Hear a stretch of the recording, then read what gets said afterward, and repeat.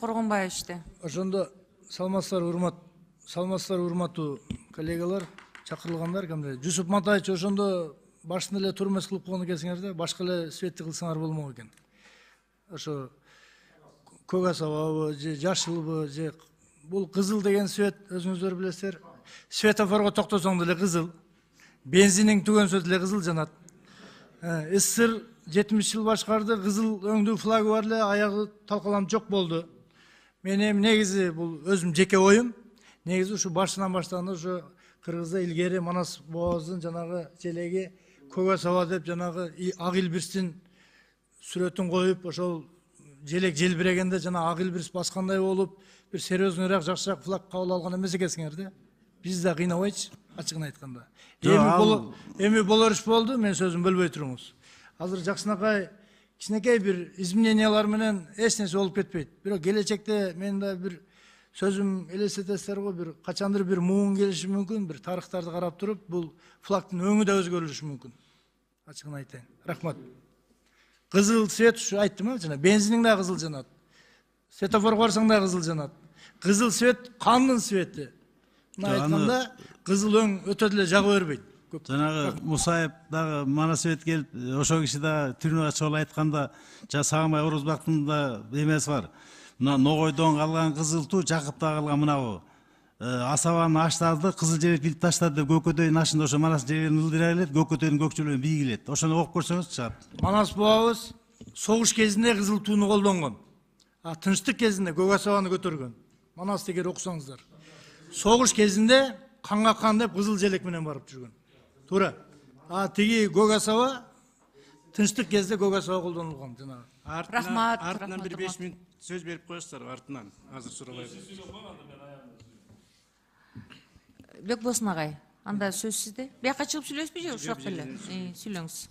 Бул жерден кызыл түс бийликти, кубаттуулукту, жеңишти, салтанатты сыпаттаган түс деп турат.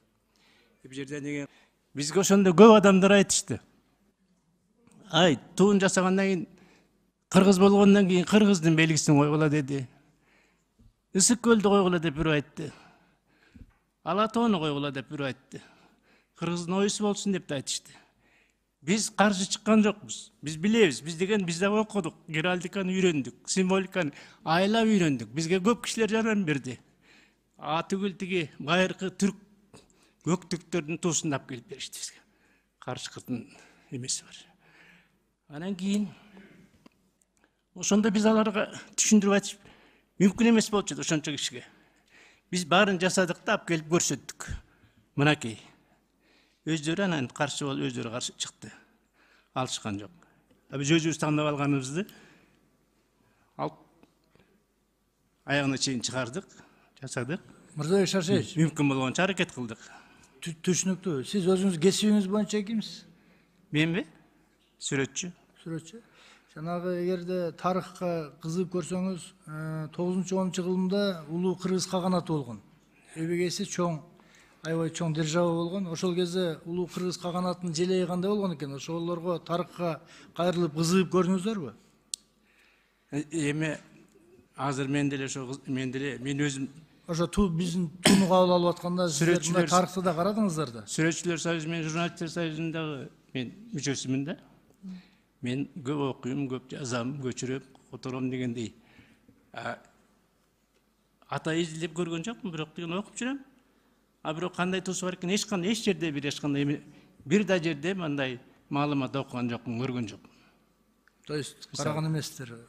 Жок, караган. Кыргыз элин басып өткөн тарыхына карап, ушул мамлекеттин символикасы кабыл алынып атканда бир сыра тарыхка кайрылып, кичине изилдөө иштери жүрүш керек болчу дейм да.